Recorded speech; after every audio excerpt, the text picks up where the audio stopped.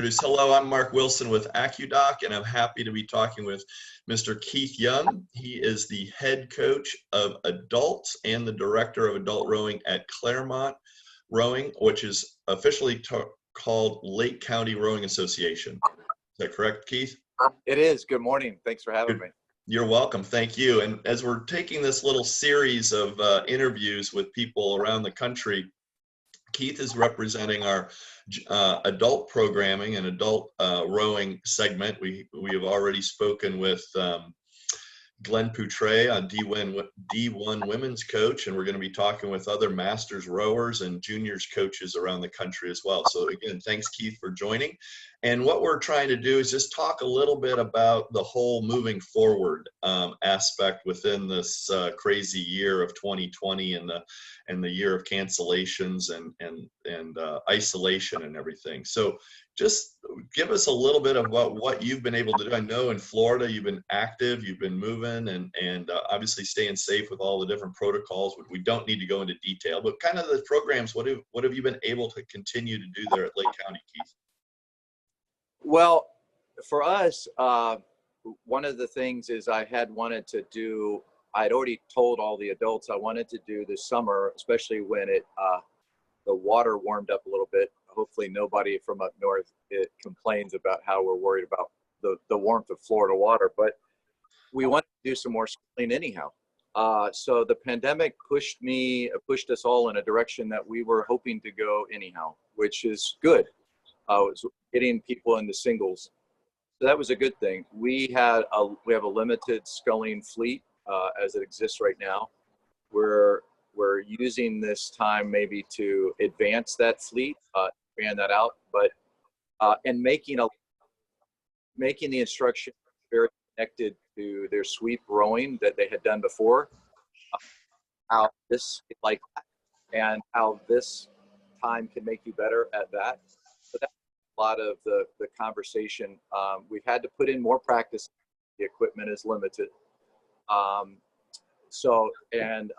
And we are also just recently leveraging what I would call the mental structure for most Americans, which is you get into mid-August and now it's time to go back to school, and people are waiting or have been wanting routine. Typically parents, right, for their kids, let's get some structure back to our lives. So honestly, since I don't have any experience as a coach during a global pandemic, a lot of this created on the fly, doing a lot of these conversations, but I think we've got a better handle on it to actually create more structured classes, the number of bodies that we have, and as we go forward, kind of a developmental post-learn to row graduation level of recreation on the kind of advanced competitive, advanced recreational level. So that all sounds really great. And I think that's one of the things that has always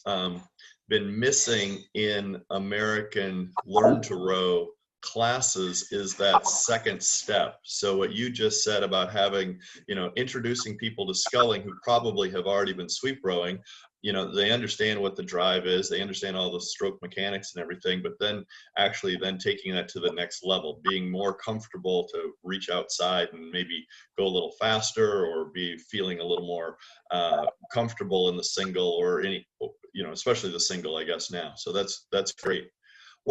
How many people are you working with as far as either people that have come from your sweep program into the sculling program, and then have you also been able to increase the number of new people there in Claremont? Good question. So I'm program here. I mean, I've been involved in rowing since college and coached before, but I came on board in November of 2019. And so we had 7 regular paying members in our program then. Now we're at, not counting people who would normally be independent rowers who don't do the coach. Just from the coaching standpoint, we're at 30. Fantastic. It built that primarily through typical rowing in 8s, adult learn to row, and then obviously by mid-March we've shut that down. So we got 3 months of learn to row through January before we were shut down in March. So we were in a holding pattern. Let's just save who we have. We did lose a few people. That people are getting furloughed. They don't have that same disposable income. It is what it is. I've encouraged those people to row with us and work with the board to kind of row for free. We'll figure out the money when your world gets back to normal. Fortunately, some people have had to pick up 2 jobs to make ends meet, simply just don't have the time. We didn't do another Learn to Row until July. And of course, based on our equipment, we only have 5 singles. We're trying to get, like I said, some more. So a Learn to Scull class of 5 people, and all of those people have moved into an August Learn to Row situation. A big part of keeping people connected, I found, which is very much like my other job, which is sales, is it's not so much about the sculling, it's letting people know that you care about them. So even in my normal client base, I was just calling people in the first couple months, just calling them up and going, how are you doing? Right. Joke trivia, how are you doing? I'm not trying to take them somewhere, like come back to the club, or like really trying to make a connection with them, because people are, it's been stressful. So to say, trying to do that sort of scout stuff, I've erred on the side of over communication, private internal Facebook page, emails, lots of texting. We changed our platform that we use for club communication and scheduling. That's been a huge shift for us to be able to grow and communicate well. So over communication, realizing that people got unique things going on, and really trying to be as fun as possible. And now with this desire for routine, really articulating different levels and making each of those levels a little bit more accountable. There are people within the club that, you know, they like that level of intensity and accountability that was maybe missing a little bit in the sweep world. Right. And already private conversation that you and I had the other day, which is in the sculling, especially when you have some more advanced people and there's people who jones for that camaraderie, is do the inter-club racing.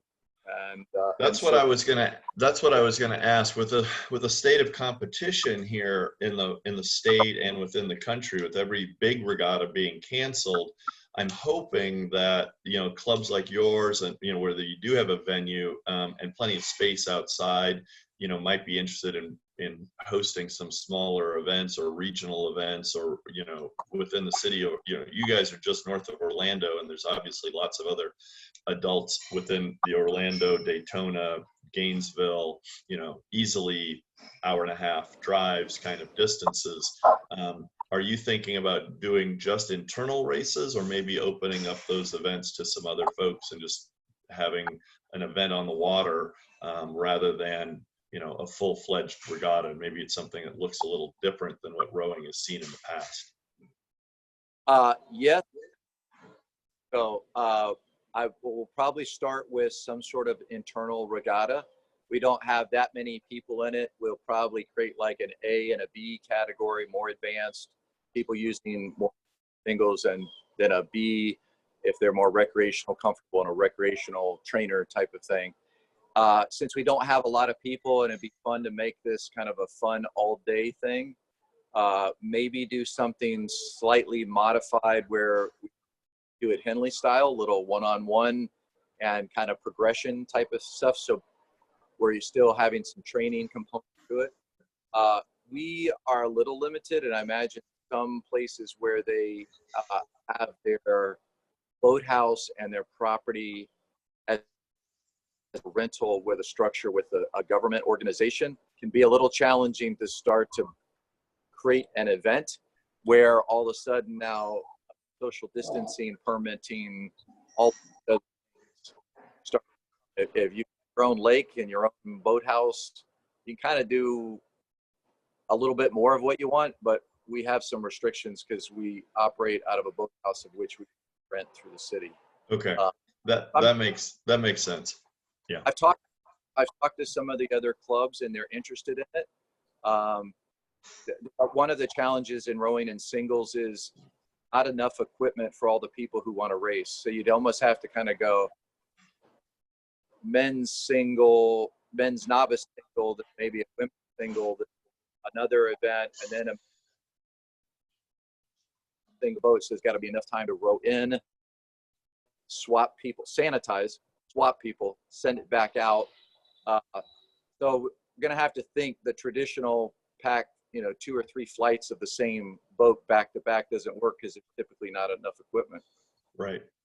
I think those are all challenges, and those are things that the rowing community is certainly going to be looking at and wanting as we go into the fall. Like I said, we all know that the big head races are canceled, and I think that there's going to be that desire for the people that are the competitive. We all have some level of competitiveness in us, so we'd like to be able to go out and do it. And I really, personally speaking, I don't think there's much better way to be socially distanced than being out in a single. And even on a race course, it's you're still a long way away from each other. So obviously in Europe, this is happening right now. It's people are starting to get back into the competitive nature of things. And so we have to think as a community within the shore-based part of it, how to make it safe for everybody and comfortable for everybody, but still then, trying to make a competitive nature of it. So I think what I'd like to do is come back to you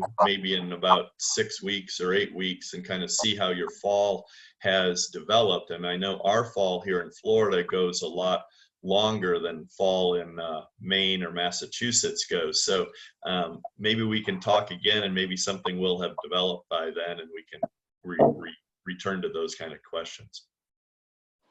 Yeah, exactly. And one of the struggles here, we've all gotten used to phrases like the new normal and constant change, but we're trying to do these predictions, right? Of like, when do we think things are going to change, so that if thinking about coaches, like coaches, and do we have enough coaches spread out there so that we're covering safety, value for the, that's one of the challenges. You got eight singles on the water versus everybody, depending on how you structure it, can be a little bit like herding cats. And so challenge so that everybody feels like they're getting something, especially if they had an expectation of what it used to be, and keeping them motivated. And we might have guesses of like, we think cases will drop enough and the city governments or the local governments will make a change in 60 days or 90 days. So we start strategically planning on that, but it's hard. Yeah, I think it's hard, and we have to be careful, but we also want to try to move forward and have some opportunities. And when those things go well, a small event goes well, then you can showcase that, and then then maybe the next time it gets a little bigger, and you just keep the same protocols and so on. So I think those are all challenges that we're all dealing with, but it's all part of the game. I think on the youth side, they've got a little bit more control. A coach has a little bit more power and say so over, hey, everybody be obedient to the structure. Always a bit more challenging with adults. So I don't think it's the on the water thing. It's getting off the water, interacting, social, having that social distance. Some people, that's going to impact people psychologically in different ways. And then you've got perception by a local government that you have to be careful of when they see. So one of the things is reach out to some organizers. We're a strong triathlon, cycling, running community as well, and reach out to them of how are restructuring their event for social distancing, especially when people are not in the event itself, but kind of milling around before and after. Because I think that danger is in that, or not danger, but challenges are. Yeah. Well, hey, Keith, this has been great. We really appreciate your time this morning. It looks like you've got a nice day over there in Claremont. Have you gone out for a row yet, or are you going out later? We actually had a practice this morning. Um, if you Google us, I put some photos. We had an amazing sunset last night. I didn't put anything up from this morning. I had my more advanced group. Got out there at 6 a.m. Lots of square blade work and setting, placing before you press. So a lot of that There you go. annoying stuff of detail. But yeah, if you Google us, so we've got an adult rowing page as well as our main club page. You can see some of our gorgeous sunset. Might A see small it. plug. We do a lot of winter training. So when this works out and budgets, things are back to normal, we've got Airbnbs in this area, masters and youth. We'd love to have people come down and train with us during the winter. You've got a nice dock there too, I think. We absolutely do. We morphed from another vendor. We have a small challenge here for those clubs out there who have some challenges with wakes from other vessels. Ours are from, we have some high performance wakeboarding competitions that take place here. So we usually have to work around them, and we all share the lake well, but when we're not using it, some of those wakes can be rather painful to a lesser dock. The AccuDocks have been held up extremely well from that. Add into that even though in Central Florida we don't get any kind of direct hits, we do get some sustained winds that can hit even from a tropical storm at 50 to 70 miles an hour. Right. And these docks have held up well, under tropical storm conditions. So for those looking for something that holds up well and is very comfortable, very spacious, we really like them a lot. Good. Well, thanks for that plug, Keith. We appreciate you, and I'll be talking with you again soon. So you have a good day, and we'll wrap it up there from Claremont, Florida, and Keith Young over at the Lake County Rowing Association. Thanks so much, Keith. Thanks, buddy. Okay. Bye.